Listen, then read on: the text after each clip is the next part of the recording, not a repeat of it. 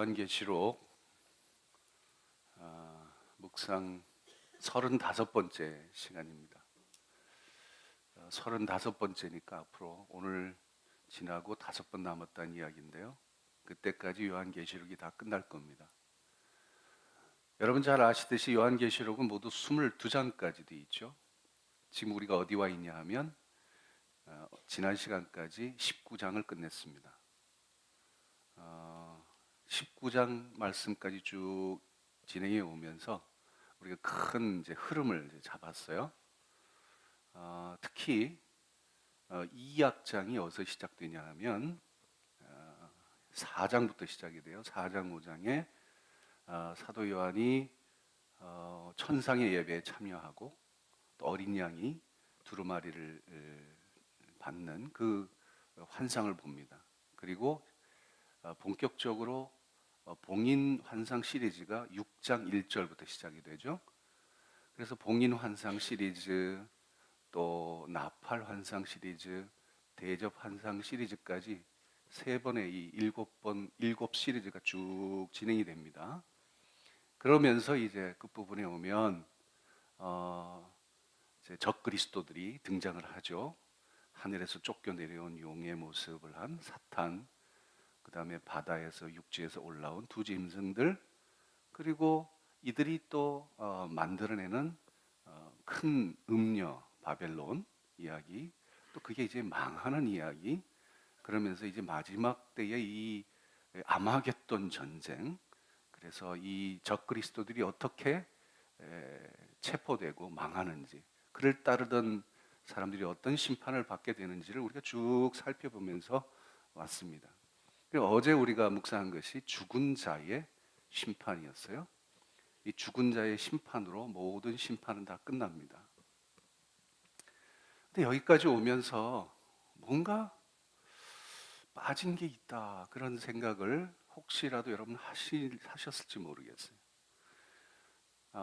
주님의 재림과 관련해서 꼭 좀 이야기돼야 될 그런 중요한 것이 있는데, 내가 중요하다고 생각해 온 것이 있는데 그 얘기는 거의 안 하는 거예요. 그래서 이게 어떻게 된 일인가 궁금하게 생각하신 분들이 혹시 계실지 모르겠습니다. 그 얘기가 뭐냐 하면 휴거에 대한 이야기예요. 이 휴거가 요한계시록의 중심 주제가 아닙니다. 놀래는 분들이 하나도 없으신 것 같아요. 이게 놀래야 될 일이에요. 왜냐하면 여러분, 주님의 재림하면 일단 먼저 뭘 생각하냐면 휴거를 생각하잖아요. 휴거. 어? 왜 1992년 그 파동 겪으셨잖아요. 그래서 전부 다 휴거 그러지, 주의 재림보다는 오히려 휴거가 더 우리에게 중요한 이슈가 되어 왔던 게 사실이거든요. 그런데 그 얘기는 안 하잖아요. 그 얘기는 뭐냐 하면, 여러분들이 하나도 궁금하지 않았다는 얘기는 여러분 굉장히 건강한 신앙생활을 하고 계시다는 뜻이에요. 그러나 여러분 누구에게 또 미혹당할 수도 있으니까 제가 오늘은 요한계시록에서 특별히 강조되고 있는 것은 아니지만 우리가 좀 정확하게 알 필요가 있는 이 휴거에 대해서 오늘 여러분하고 정리를 해두려고 그래요. 그래서 요한계시록에는 휴거가 안 나오는가? 지금까지 얘기하면서 휴거 얘기했나요, 제가? 조은배 군사 열심히 참여하는데 기억나세요? 휴거? 어허. 내용은 안 나왔다고? 휴거 얘기했어요. 이게 11장 12절에 간단하게 이야기하고 지나가는 부분이 있었어요. 뭐냐 하면 내용이 나왔다는 거 알고 있다는 건 열심히 참여했다는 얘기예요. 내가 살짝 얘기했는데 이게 두 증인 이야기입니다. 두 증인은 뭘 상징한다고요? 교회를 상징하는 것이라고 그랬어요. 교회가 어떻게 적그리스도에게 박해를 받고 순교를 당하고 죽고, 그렇지만 다시 부활하고, 그리고 난 다음에 이제 구름 타고 하늘로 올라간다, 이 장면이 나오는데, 이것도 두 증인이 교회라고 하는 것을 제가 풀어서 설명해 드렸기 때문에 이해를 했지, 그냥 모르고 지나가면 그냥 지나가는 얘기예요. 이게 무슨 한 두 사람이 뭔가 올라갔나 보다 이 정도로 끝나지 이게 교회의 휴거라는 생각을 못 합니다. 그런데 요한계시록은 사실 이 휴거에 대해 별로 관심이 없어요. 왜냐하면 그게 그렇게 중요한 일은 아니기 때문에. 정말 중요한 게 뭔가를 가르치는 데 집중하느라 이건 그냥 지나가는 이야기 정도로 취급하고 있는 것이지 중심적인 주제는 아닙니다. 그런데 사람들은 어떻게 생각하냐 하면 휴거를 주님의 재림에서 가장 중요한 장면일 것이라고 생각해 왔고 그렇게 기대하고 있습니다. 얘기를 잘 안 해서 그렇지 여러분 속에는 다 그런 이미지들이 깔려 있어요. 그 얘기는 무슨 뜻인가 하면 우리도 모르는 사이에 세대주의 종말론이라고 하는 것에 깊이 물들어 있다는 뜻입니다. 1992년에 시한부 종말론자들이 한참 판을 쳤을 때 그때 교회가 그것에 대해서 비판하는 말씀 들어보신 적이 있어요? 끝나고 난 다음에 조금 얘기가 나왔지 그 전에 그런 움직임들이 있을 때 그건 아니다라고 하는 이야기 들어보셨어요? 오히려 내가 본 천국 이래 가면서 사람들 데려다가 간증이나 하고 그랬지 그것이 뭐가 잘못됐고 뭐가 어떻게 됐는지에 대해서 이야기하신 거 들어보신 적 있어요? 그만큼 우리 한국 교회가 이 부분에 대해서는 취약한 구조적인 문제를 가지고 있어요. 제가 조금 이따 설명드리겠지만 그 이유가 있어요. 이 세대주의 종말론은요, 우리나라에 복음이 전파되던 그 초창기부터 말하자면 원죄처럼 가지고 있는 문제였어요. 그 색깔을 벗어버리는 것이 쉽지가 않습니다, 이게. 마치 그게 진짜인 것처럼 처음부터 들었기 때문에. 그래서 이 세대주의 종말론에 대해서 정확하게 알고 그 어두운 그림자를 좀 벗겨내야 될 텐데, 제가 지금까지 이 요한계시록 말씀을 쭉 묵상해 오면서 세대주의란 이야기는 가끔씩 얘기했을 겁니다. 그렇지만 그것에 대해서 본격적으로 설명하지는 않았어요. 그 이유는 이런 겁니다. 여러분 가짜 돈을 이 가짜 돈이 만약에 위패를 분별해내는 전문가들이 있습니다. 위패를 분별해내는 전문가들이 뭘 공부하겠어요? 가짜 지폐를 갖다가 이런 사람이 이렇게 만들고 저런 사람 저기 만들었구나 그러면서 그걸 분석하고 연구하지 않습니다. 위패를 연구하는 사람들은 위패를 분별해내는 사람들은 진짜 돈을 연구합니다. 진짜 돈을 알면 알수록 가짜 돈은 딱 만져보기만 하면 금방 알아요. 그러니까 우리가 진짜 메시지에 익숙하고 진짜 메시지를 더 알면 알수록 가짜가 무엇인지는 금방 드러나거든요. 그러니까 제가 미리 세대주의 종말론에 대해서 처음부터 막 강의하고 이럴 필요가 없는 것이 왜 진짜 메시지만 알면 돼요. 그러면 자연스럽게 한 번쯤 정리해 두면 그건 금방 알아차릴 수 있는 겁니다. 그래서 그냥 언급만 하고 자세히 설명은 하지 않고 여기까지 왔어요. 그런데 이제는 그걸 정리해 볼 필요가 이제 됐습니다. 이제 시간이 얼마 남지 않았고 바로 이 대목, 휴거라는 대목에서 꼭 이야기는 해야 될 필요가 있습니다. 그래서 오늘 여러분과 함께 이야기를 나눌 텐데 이 이야기는 어디서 잘 듣게 되지 않는 이야기일 겁니다. 그래서 여러분 오늘 오신 분들은 아주 수치 맞으신 거예요. 제가 맨날 하는 얘기지만 오늘 오신 분들은 수치 맞았다니까 옆에 사람들한테 인사해 보십시오. 당신 땡 잡았어 이렇게.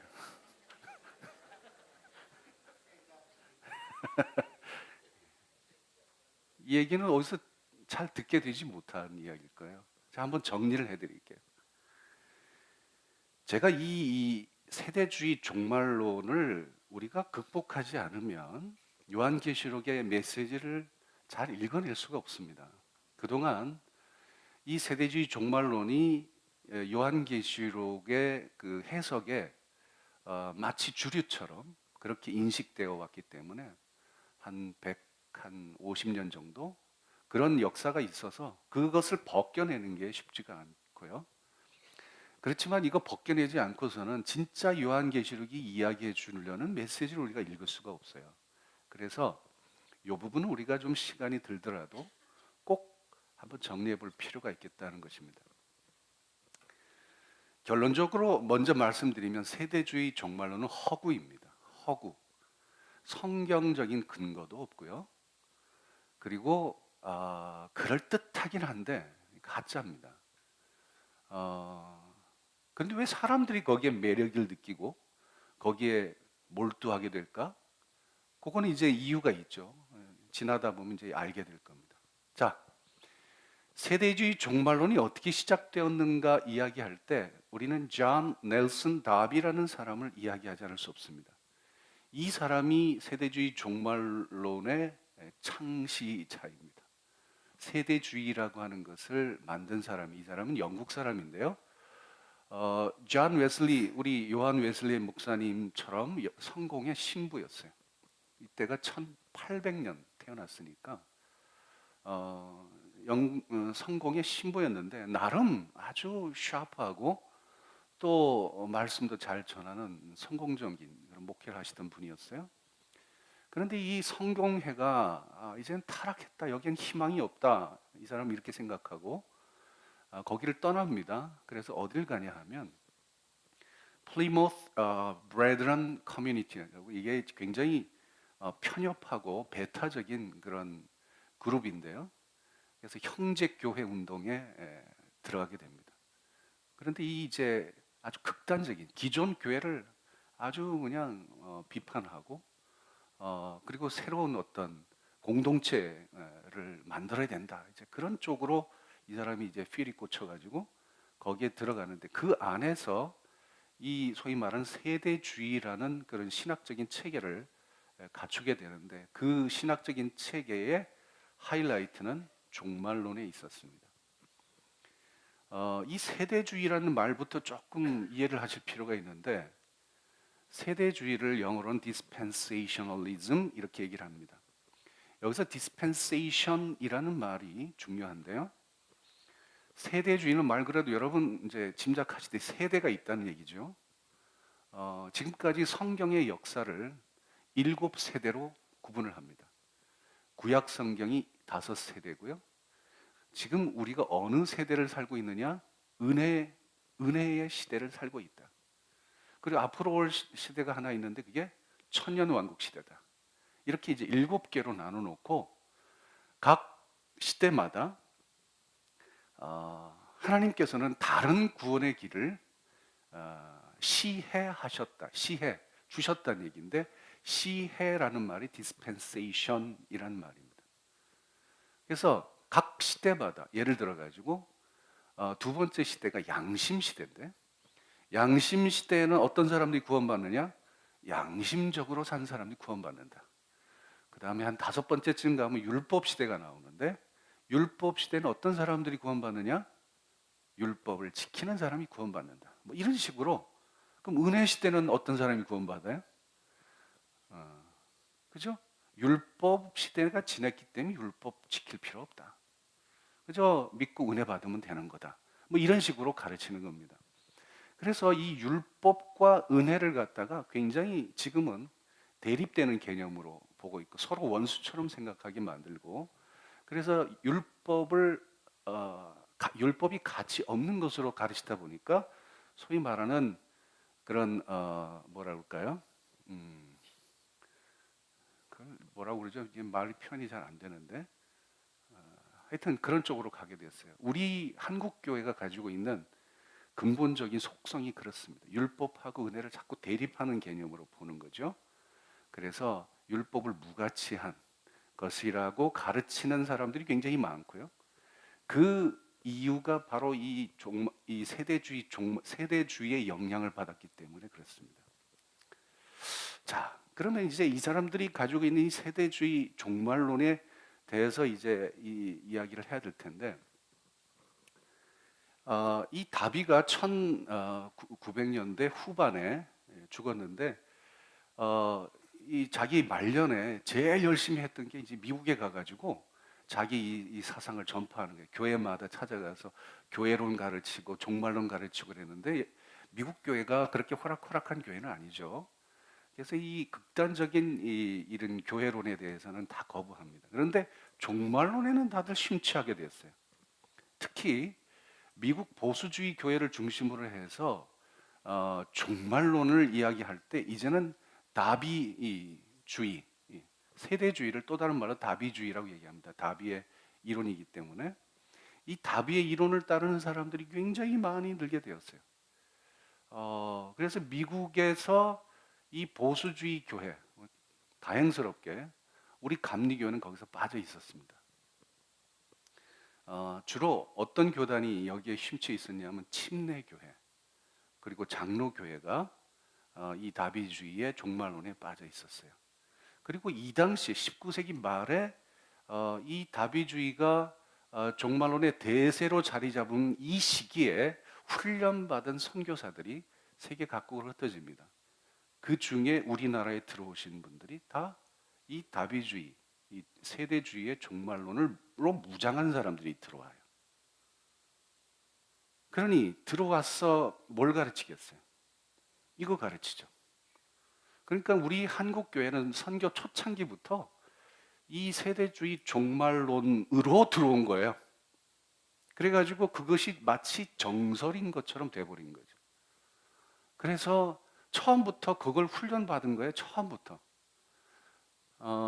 특히 장로교를 중심으로 해서 이것이 굉장히 급속도로 퍼져나갔는데 여러분 그 길선주 목사님이라고 혹시 들어보셨어요?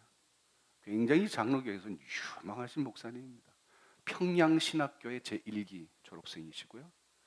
이 길선주 목사님 아주 대표적인 세대주의 종말론자입니다. 그래서 이 사람이 요한계시록 강의를 참 잘하셨는데 이분이 말하자면 시한부 종말론의 원조처럼 그 책에 보면 그렇게 날짜를 아예 정해놓고 주님의 재림을 기다리는 것을 가르치고 그랬어요. 그게 뿌리입니다. 그게. 그러니까 그 당시에 처음에 훈련받았던 우리 한국 교회의 지도자들이 세대주의 종말을 너무나 자연스럽게 받아들였어요. 그래서 거기에 대해서 무슨 이의를 제기하거나 그러지 못한 상태로 와서 목회를 하고 그런 겁니다.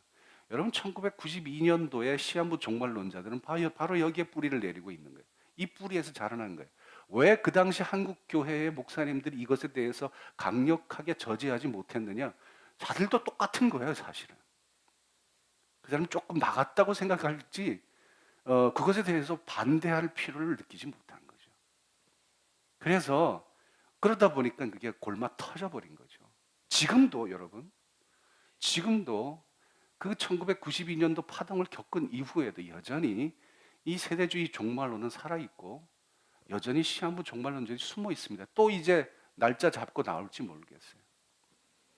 틀림없이 나올 겁니다. 이거 제가 예언자는 아니지만 틀림없이 그렇게 나올 거라고 봅니다.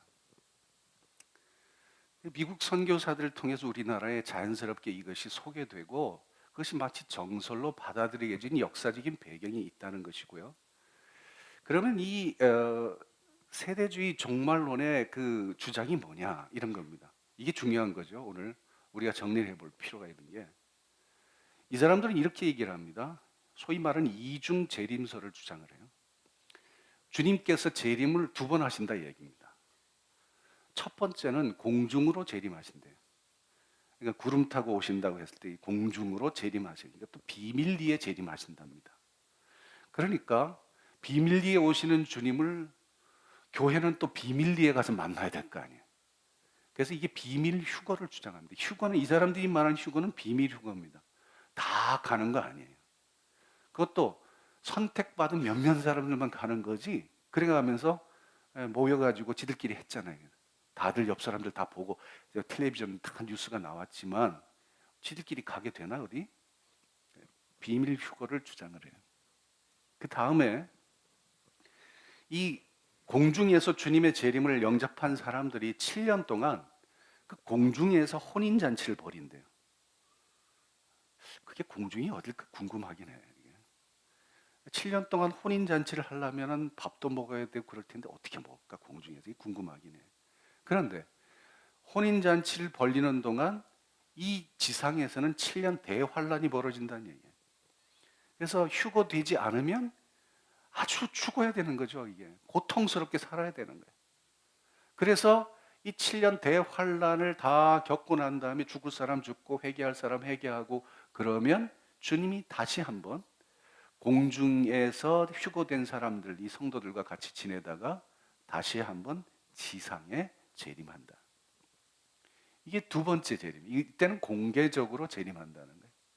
그리고 성도들과 함께 천년 왕국을 만들어서 다스린다.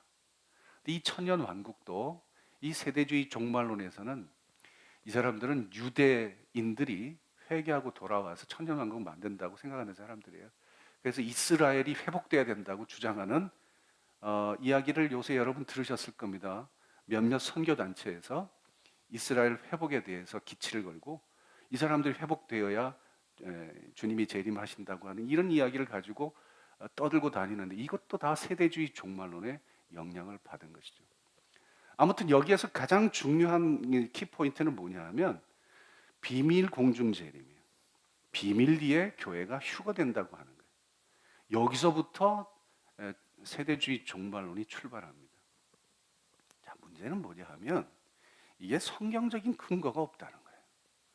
여러분 성경 어디를 찾아보세요. 그런 얘기가 있나. 그런데 이 사람들은 성경의 근거를 가지고 있다고 주장은 해요. 그러면서 여기저기서 끌어들여 가지고 자기 주장을 뒷받침하는 이야기들을 쭉 설명을 합니다. 근데 그게 성경 이야기가 아니고 자기들 이야기예요. 자기 입맛에 맞추어서 그렇게 구부려서 짜집기 해서 해석을 한 것이지 절대로 성경 이야기 하나씩 하나씩 한번 뜯어보세요. 제가 이 시간이 없어가지고 이거 설명드릴 시간이 없어 여기서 얘기 안 해요. 근데 궁금하면 저한테 오세요. 제가 다 설명해 드릴게요. 예를 들어서 7년 대환란. 이거는 요한계시록에 나오지 않는 얘기. 7년 대환란 왜 7년이에요? 왜 그게? 이 얘기가 7년이 어디서 나오냐 하면 다니엘서에서 나와요. 다니엘. 근데 그것도 이레라는 개념으로 나옵니다. 마지막 이레가 어떻고 하는 거예요. 근데 이 이레라는 것도 이게 7년인 무슨 대환란 무슨 주님이 재림하시기 전에 이 지상에 재림하시기 전에 있을 무슨 환란 이런 의미로 한 게 절대로 아니에요. 그런데도 자기들은 그런 식으로 해석을 하는 거죠. 그래서 사람들이 거기에 넘어가는 거죠. 왜 넘어가겠어요? 왜 세대주의 종말론의 사람들이 심취할까요? 왜 그걸 정설로 받아들이고 싶어 할까요? 실제로 주님께서 비밀리에 재림하신다고 하는 이 주장부터 잘못된 것이 제가 한 가지 이야기만 여기 예를 듭니다. 주님이 가르치신 이야기. 주님이 말씀하세요. 당신이 오실 날, 그게 주님의 재림의 날입니다. 주님의 재림의 날은 인자가 번개가 하늘 아래 이쪽에서도 번쩍해서 저쪽 하늘 아래까지 비침같이 할 것이다. 주님이 등장하는데 재림하시는데 번개가 치면 이 하늘 끝에 저 하늘 끝까지 동시에 비치잖아요. 그죠? 그것처럼 주님이 등장하는 걸 사람들이 다 보게 되는 거지. 나는 자고 있어서 못 봤어. 나는 딴짓하고 있다 못 봤어. 이런 거 없다 얘기예요. 심지어 주님의 재림은 죽은 사람들도 알게 돼 있어요. 무덤에 잠자는 자 다 알게 돼 있어요. 그래서 그 사람들 다 부활해요. 주님의 재림 때. 그러니까 이건 비밀리에 주님이 재림하신다 이건 말도 안 되는 얘기인데 사람들은 또 그걸 또 재밌어 하죠. 마치 자기들만 어떤 특별한 특권을 가진 존재로서 주님의 재림을 맞이하게 될 것처럼 그렇게 만들어서 거기에 혹해가지고 또 넘어가요. 우리는 휴거된다. 뭐 이래가면서 또 모이고 그러죠. 그리고 이 사람들이 특별히 주장하는 것은 환란 전의 휴거설입니다. 7년 대환란이 있기 전에 휴거된다는 그런 얘기예요. 왜 이 환란 전의 휴거설이 중요하죠? 여기에 사람들이 매력을 느끼는 거예요.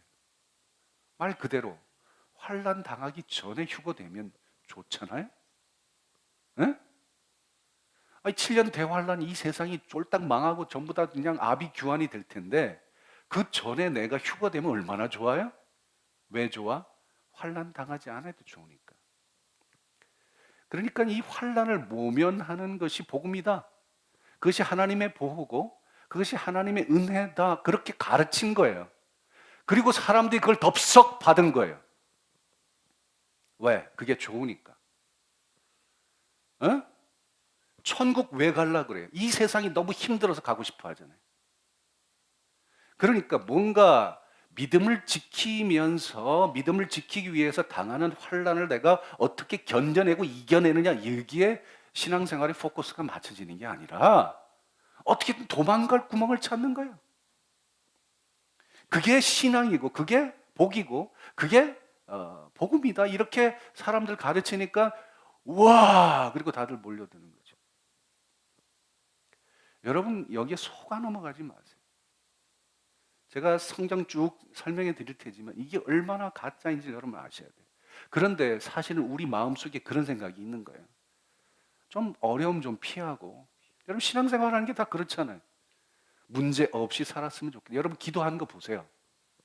다 문제 없이 우리 자녀들이 아무런 문제 없이 그저 대학도 한 번만에 다 합격해버리고 그리고 혼짝 만나가지고 이게 우리가 생각하는 복이에요. 이게 솔직히 말해서 아무리 어떤 시련이 오더라도 그걸 이겨낼 수 있는 믿음 갖게 해달라고 기도는 안 하고 말이에요. 어떻게든 피해가게 해달라고 기도하고 그게 신앙생활이 전부예요. 그러니 이 복음, 이게 복음이죠. 환난 전에 휴거 된다는 게 이 복음 아니겠어요? 이 사람들이 거기에 매력을 느끼는 거예요. 그래서 이 휴거가 요한계시록의 중심 주제가 아니라면 그럼 누가 이 휴거를 가르쳤냐? 사도 바울이 가르쳤어요. 근데 사도 바울이 가르친 휴거도 사실은 이 세대주의 종말론이 이야기하는 휴거와는 전혀 다른 겁니다. 제가 그것도 데살로니가서에 나오는 이야기인데요. 그게 제가 오늘 본문을 요한계시록 본문을 안 하고 데살로니가 본문하고 마태복음 본문을 이제 정했는데 이 부분 우리 함께 읽어보죠. 16절과 17절입니다. 시작. 주께서 호령과 천사장의 소리와 하나님의 나팔 소리로 친히 하늘로부터 강림하시리니 그리스도 안에서 죽은 자들이 먼저 일어나고 그 후에 우리 살아남은 자들도 그들과 함께 구름 속으로 끌어올려 공중에서 주를 영접하게 하시리니.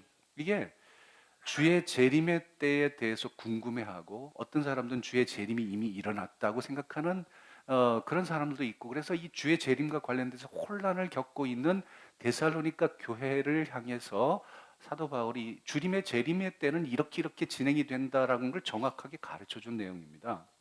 여기 보면 주의 재림의 때 크게 네 가지 단계로 일이 진행이 되는데, 첫 번째는 주님이 하늘로부터 강림하신다는 거죠. 주의 재림입니다. 두 번째는 죽은 자들이 먼저 일어난다는 거예요. 죽은 자들의 부활입니다. 어제 우리가 살펴본 대로 죽은 자들은 다 하나님의 마지막 심판을 받기 위해서 다 일어나야 됩니다. 바다에 있는 자들도 다 부활한 몸으로 나오고요. 그리고 음부에 있던 자들도 다 부활한 몸으로 나오게 돼 있어요. 이 부활이 먼저입니다. 이거 키포인트입니다.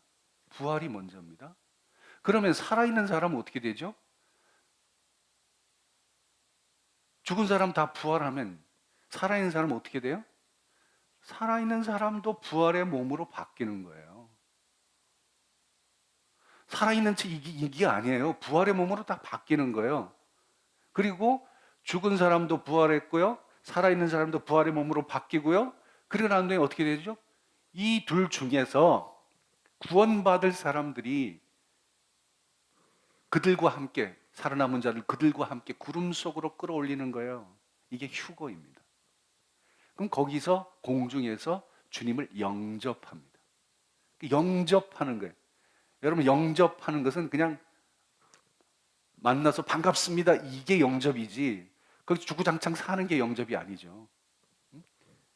자, 여기서 끌어올린다는 요 말에서부터 휴거라는 말이 나왔어요. 저는 처음에 휴거가 영어인 줄 알았어요. 이런 영어 단어도 있구나. 그런데 이 휴거가 한자어로 돼 있더라고요. 이 휴자가 끌 휴자입니다. 끌 휴자. 그리고 거는 들 것자입니다. 그래서 끌어올린다 할 때 휴거라는 말을 써요. 여러분, 이게 어, 제가 볼 때는 이게 그냥 만든 말 같아요. 휴거 이렇게 돼 있습니다. 이 영어로는 랩처라고 표현합니다. 이 랩처가 휴거이고요. 이 랩처라는 뜻은 뭐냐면 seizure, 이게 체포. 사람들 체포할 때 seizure라고 그러잖아요. 체포, 키드내핑, 유괴. 이게 이제 그런 뜻이 이 랩처라는 말 속에 들어가 있어요. 이게 헬라어로는 하르파조 동사로 되어 있는데요. 이 하르파조 동사도 역시 그런 뜻입니다. seize by force, 강제로 체포하다. 또는 snatch away, 낚아채듯 데려가다. 뭐 이런 뜻이 거기에 내포되어 있습니다. 이 하르파조 동사가 쓰여지는 성경을 보니까 예를 들어서 이런 겁니다. 말씀, 이 옥토의 비유에서요. 말씀이 뿌려졌는데 그 깨닫지 못할 때 누가 뺏어간다 그랬잖아요. 이 뺏어갈 때가 이게 하르마조 동사고요. 그 다음에 이 빌립 이야기입니다. 빌립이 그 누굽니까? 에디오피아에서 온 넷이 세례를 주고 올라올 때 주의 영이 빌립을 이끌어갔다.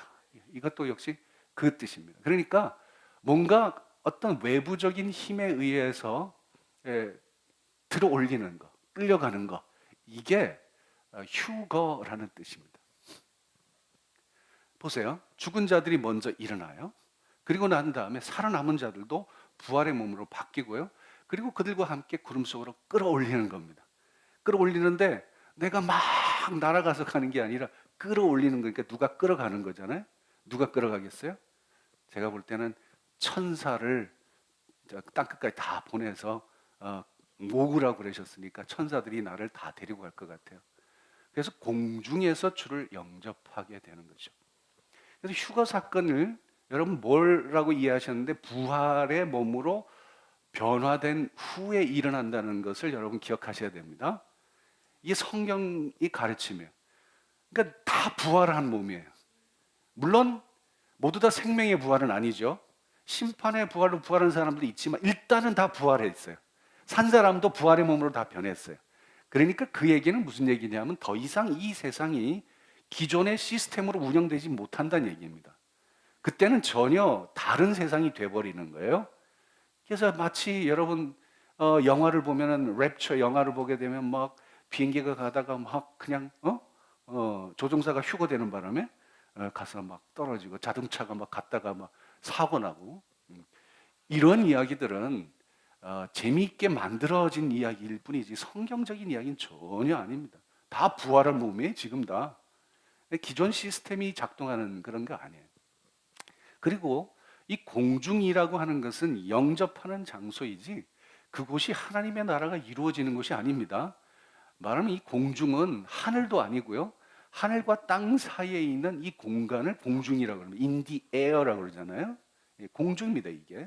그러니까 거기는 예수님을 영접하는 장소지 하나님의 나라가 이루어지는 곳은 거기가 아니에요. 하나님 나라 어디에 이루어지나요? 하나님의 나라는 땅에 내 이루어지는 거예요. 그 주님께서 가르치신 기도 아닙니다. 나라가 임하시오며 뜻이 하늘에서 이루어진 것 같이 땅에서도 이루어지이다. 이게 하나님 나라예요. 하나님 나라는 땅에 이루어집니다. 공중에서 지들끼리 몇몇 사람들끼리 자기들만의 리그를 만들어서 즐기는 곳이 하나님 나라가 절대로 아니에요. 이 땅에 임하게 되어 있습니다. 근데 세대주의의 이중 재림설은 공중에 일단 주님이 비밀리에 재림하시고 나중에 지상에 재림한다고 이렇게 가르치고 있지만 절대로 이건 성경적인 근거가 전혀 없는 이야기입니다. 거기에 혹할 필요 하나도 없습니다. 주님은 한 번 재림하시는 거예요. 그리고 부활도 한 번 다 일어나는 거예요. 어제 제가 말씀드렸죠. 부활을 여러 개로 나누어서 막 설명하려고 하는 것도 사실은 세대주의 종말론의 영향입니다. 그러니까 부활도 성경 있는 대로 우리 믿으면 돼요.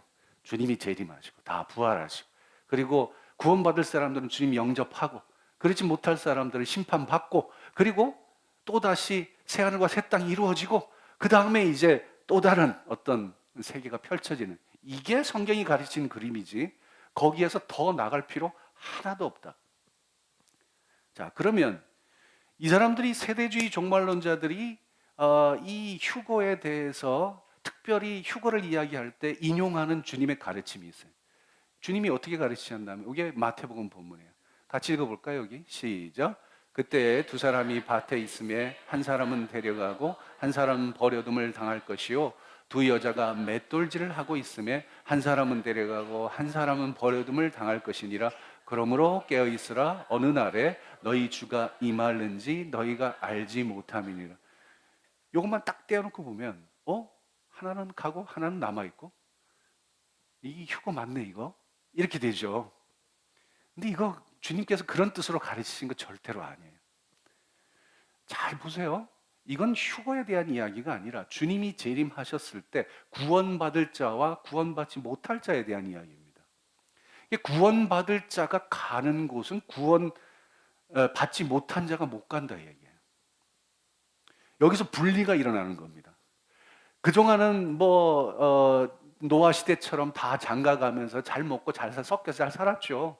지금도 마찬가지고 지금도 다 섞여서 살죠. 구원받은 사람이나 구원받지 않은 사람이나 그게 그거 같고 맨날 하루하루 벌어먹고 살기 바쁘고 급급하고 살아가요. 다 똑같아요. 그러나 주님의 재림이 임하시면 그때 완전한 분리가 일어난다는 거예요.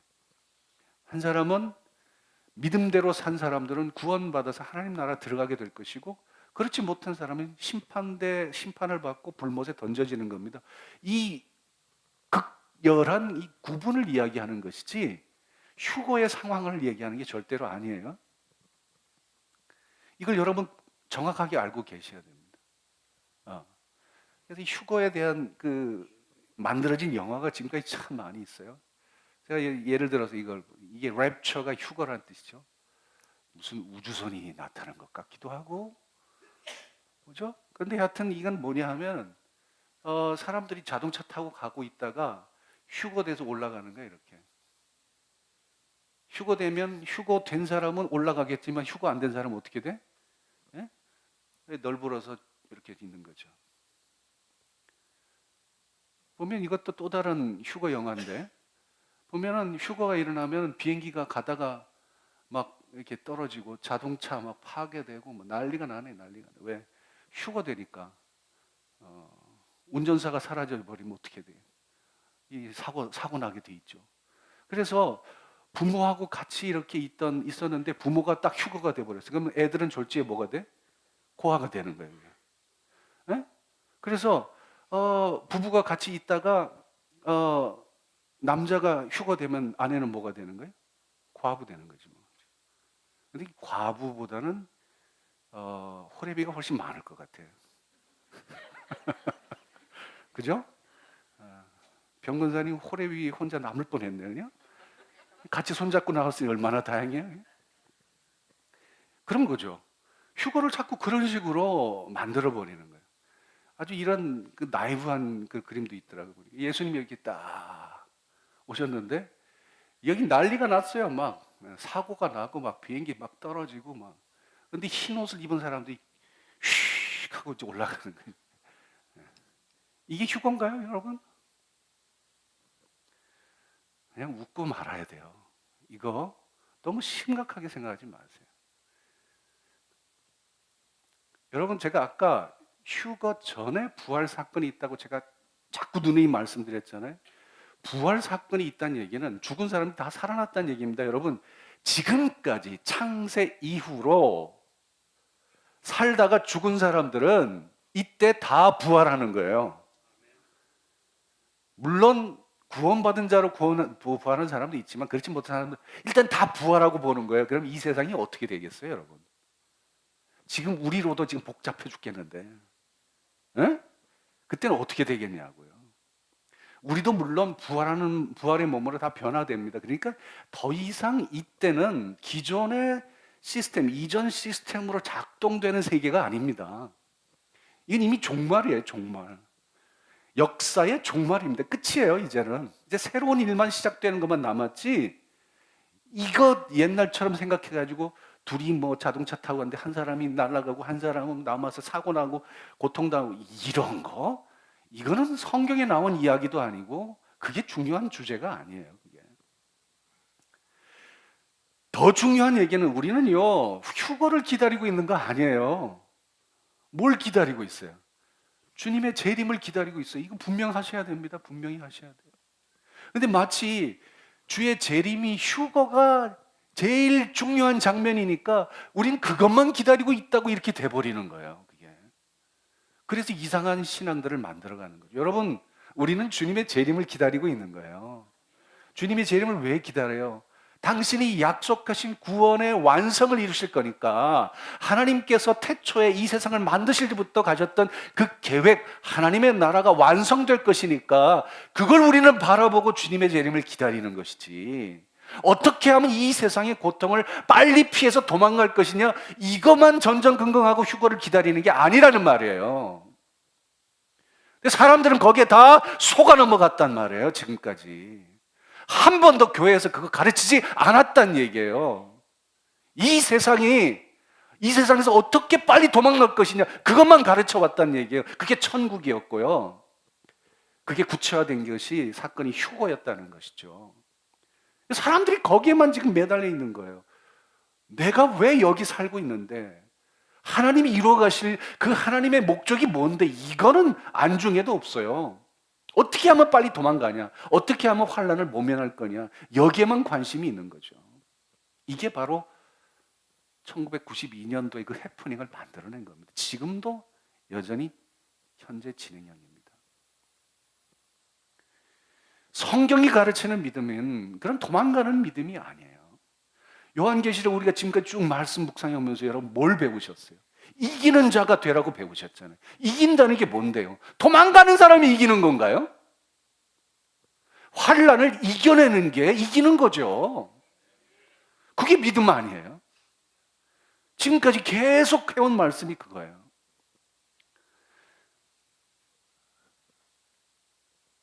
사도 바울이 그렇게 얘기를 했어요. 우리가 하나님 나라 들어가려면 많은 환난을 겪어야 할 것이다. 이걸 해서 장사가 되겠습니까? 예? 여러분, 예수 잘 믿으면요, 환난 다 피하고요, 복 많이 받고요, 잘 먹고 잘 살다가 어느 날 대환난 오기 전에 휙 가가지고요, 제일 좋은 자리에서 제일 좋은 집에 살 거예요. 이래야 장사가 되지. 근데 우리가 장사하러 이 땅에 있습니까? 우리가 지금 복음이 그런 거예요? 그런 거 아니죠. 우리가 예수 잘 믿으면, 하나님 나라에 들어가려면 이 땅에서 겪어야 돼, 환난은. 이게 복음이에요. 이게 복음. 베드로도 똑같은 얘기. 너희가 그리스도 이름으로 치욕을 당하면 복 있는 자다. 예수님 때문에 내가 억울한 일을 당하고, 예수님 때문에 내가 손해보고, 예수님 때문에 내가 죽임을 당한다면 그게 복 있는 거야. 너 아니? 이게 복음이죠. 도망가라고만 자꾸 가르쳐요. 그게 복음인가요? 요한계시록 처음 시작할 때 이런 말씀 드렸잖아요. 그리스도인의 정체성이 뭐냐? 예수의 환난과 나라와 참음에 동참하는 자다. 예수님을 내가 믿기 때문에 환난을 당해요. 근데 이 환난을 어떻게 내가 참아내는 거예요. 그래서 환난과 참음 사이에 샌드위치가 되어 내가 끼어 있지만, 이걸 통해서 나는 하나님의 나라로 빚어져 가고 있는 거라 이 말이에요. 예? 하나님 나라의 빛나는 보석으로 지금 내가 돼가고 있는 거예요. 왜? 환난을 피해 도망가려고 그러냐고요. 거꾸로 가르치는 거지, 기독교의 복음을. 2장 10절에 버가목 서머나 교회에 주신 말씀이죠. 이게 너무나 제가 자꾸 반복한 말씀. 너는 장차 받을 고난 두려워하지 마라. 너 고난 안 받을 테니 걱정하지 마라. 내가 싹 데려갈게. 이 얘기 아닙니다. 너 장차 고난을 받게 돼 있어. 그러나 두려워하지 마라. 이게 믿음이에요. 이게. 네가 할 일이 뭐야 그러면? 네가 죽도록 충성하는 거야. 그게 믿음이야. 죽기까지 믿음 변하지 않고 믿음 끝까지 지키는 게, 그게 진짜 신앙생활이야. 그러면 내가 생명의 관을 내게 줄게. 이게 하나님의 약속 아닙니까? 도대체 왜 우리가 신앙생활 하는데요? 이 세상에서 편하게 살려고? 잘 먹고 잘 살라고? 그래서 아무런 어려움 없이 살다가 환난 오기 전에 도망가려고, 그게 신앙생활이에요, 그게? 거꾸로 가르치고 있는 거잖아요, 이게. 요한계시록 13장에 이런 말씀을 했어요. 누구든지 귀가 있거든 들어. 사로잡힐 자는 사로잡혀갈 것이고, 칼에 죽을 사람 마땅히 칼에 죽을 거야. 그러나 성도들의 인내와 믿음이 바로 여기에 있는 거예요. 여러분, 신앙 지키다가 억울하게 옥살이를 할 수도 있고요. 심지어는 순교당할 수도 있어요. 그러나 거기서 도망가지 않는 게 믿음이죠. 참아내는 게 믿음이죠. 이게 성도들의 신앙생활 아닙니까? 지금까지 이 믿음 가지고 기독교가 지금 흘러온 거예요. 이 마지막 때, 그런데 정말 마지막에 믿음이 필요할 이때 환난을 피해서 도망가는 그 가르침에 혹해가지고 말이에요. 사람들이 거기 빠져가지고 그러고 있다는 게 이게 말이 되는 얘기냐고. 이게 지금까지 어떻게 이루어온 하나님의 역사인데 이걸 가지고 말이죠, 편하게 살겠다고 그렇게 그냥 빠져나갈 구멍이나 찾고 그걸 혹해가지고 거기다가 그냥 몰두하고 그러는 게 이게 뭐냐고. 이게 성경을 거꾸로 가는 거지. 그게 성도들의 인내가 여기 있나니 그들은 하나님의 계명과 예수에 대한 믿음을 지키는 거예요.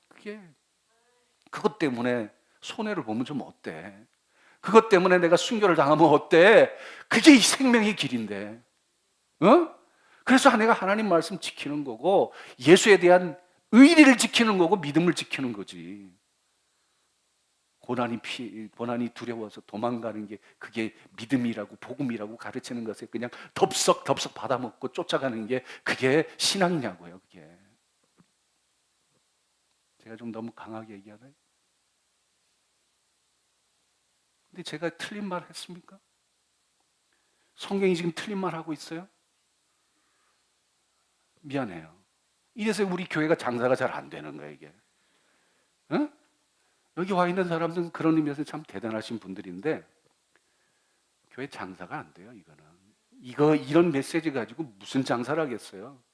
그냥 해도 잘 되고 뭘 해도 복 받고 그저 그냥 환난 없이 피해가고 그냥 잘 되고 그냥 복 받고 복 해야 사람들이 미어 터지죠.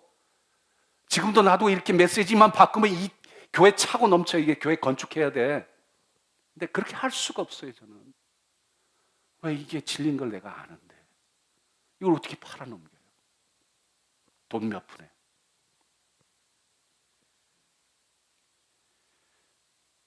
기독교 신앙이 가르쳐주는 믿음은 이런 거예요. 내가 죽음을 당하잖아요. 예수 믿다가. 그러면 그것도 결코 나한테 손해보는 거 아니에요. 그것도 절대 손해보는 거 아니에요. 나는 하나님께서 나를 구원하셔서 하나님 나라의 빛나는 보석으로 지금 만들고 계시는 것이니 그거 나한테 손해볼 게 하나도 없어요. 억울할 것도 없고요. 이게 기독교가 가르치는 신앙이에요. 여러분, 그래서 가짜 메시지에 속지 않으려면 어이구 벌써 넘어갔네. 어떻게 된 거야 이게? 가짜 메시지에 속지 않으려면요 진짜 메시지를 붙들어야 돼요. 제가 이 세대주의 종말론을 처음부터 가르치지 않은 이유는 바로 이 때문입니다. 여러분, 우리가 붙들어야 될 건 진짜죠. 가짜를 아무리 안들 그 여러분을 바꿔줘요? 아니잖아요. 그러나 지금 우리가 이미 다 묵상을 해왔고 이미 다 살펴봤고 이미 다 요한계시록이 어떤 메시지를 가는지 다 배웠어요. 그죠? 이제는 가짜를 얘기할 수 있어요. 그게 가짜라는 걸 아니까. 여러분, 가짜 메시지에 속지 않으려면 진짜 메시지를 붙들고 살아야 돼요.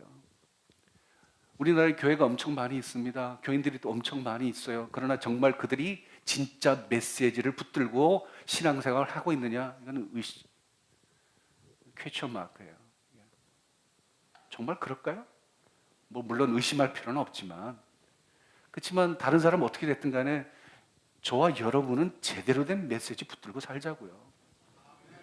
요한계시록이 가르쳐주는 메시지예요. 이게. 환난 피해서 어려움 피해가지고 여러저러 피해가지고 도망다니는 거, 그래서 제일 마지막에 도망가는 곳이 천국이다, 이렇게 가르치는 믿음에 속아 살지 마세요. 이 세상은 어려운 현실입니다. 믿음 지켜나간다는 것 그 자체가 나를 부인하고요, 십자가를 지고요, 예수님이 걸으셨던 십자가 길 걷는 게 신앙생활 아니에요. 그건 처음부터 어려운 거지. 어려운 거지 그거. 쉽다고 생각하고 했으면 그건 잘못한 거죠. 그러나 우리가 이걸 견뎌내고 이겨낼 수 있는 것은요, 거기에 부활이 있고 생명이 있기 때문에요. 거기 가자는 거 아니에요? 거기 가자는 거. 왜 우리가 주님의 재림을 기다리는데? 그것을 완성하실 것이니까. 그걸 지금 바라보고 기다리고 있는 거 아니에요? 거기서 도망가려고 지금 궁리만 하고 있다면 여러분, 우리 모습을 보면서 예수님이 얼마나 슬퍼하시겠어요? 제가 사순절을 이렇게 정리를 해봤어요. 제발 썰에 휘둘리지 마라. 이 썰이 요새 너무나 많잖아요. 가짜 뉴스들이 어떻게 많이 판을 치는지. 가짜 뉴스가 진짜 뉴스처럼 돼버렸어 이제는. 또 무슨 모 TV 방송국에서는 썰전 또 하죠. 또 썰전 하는 것도 되게 좋아하고 재밌게 하고 듣는 사람이. 썰은 썰입니다, 여러분. 썰에 우리가 휘둘릴 게 아니라 진리를 붙들어야죠. 진리가 뭔데요? 예수 그리스도가 진리고 하나님의 말씀이 진리고, 그죠? 그걸 붙들으면 되는 거예요. 이렇다 카더라 저렇다 카더라, 이 이론은 저렇고 저 썰은 어떻고, 여기에 휘둘릴 필요가 하나도 없다고요. 우리가 중심을 지켜서, 그래서 우리가 하나님 말씀 그대로 우리가 받아들이고 그걸 이해하고 그 말씀에 붙들려 살아가는 게 중요한 거예요. 제가 그렇게 하려고 애를 쓰는데, 물론 제 자신의 부족함이 있기 때문에, 한계가 있기 때문에 충분하게 제가 설명은 못 드리지만 제 중심은 그래요. 뭐가 중요하냐 이 말이에요. 진리를 붙들어라. 하나님의 말씀이 진리다. 예수 그리스도가 진리다. 우리는 예수님의 재림을 기다리는 것이 휴거를 기다리는 거 아니에요. 그거는 주님의 재림을 맞이하는 과정에서 일어나는 프로세스 중에 하나이지, 그게 우리의 목표가 아니잖아요. 우리의 목표는 하나님의 나라가 이 땅에 이루어지는 거예요. 새 예루살렘이 이 땅에 임하는 거예요. 거기에 빛나는 보석이 되는 거예요. 이게 이제 우리가 앞으로 남아있는 이야기입니다. 21장, 22장 이 이야기입니다. 그래서 제가 요한계시록에서 중요하게 다루진 않고 있지만, 그러나 꼭 한번 정리해 볼 필요가 있어서 오늘 이 말씀을 나눴는데, 여러분 도움이 되었으면 좋겠어요. 그래서 우리의 중심을 바로 잡고 신앙생활 해나갔으면 좋겠습니다. 진리를 붙들고 끝까지 우리의 믿음의 길을 걸어갈 수 있게 되기를 바랍니다.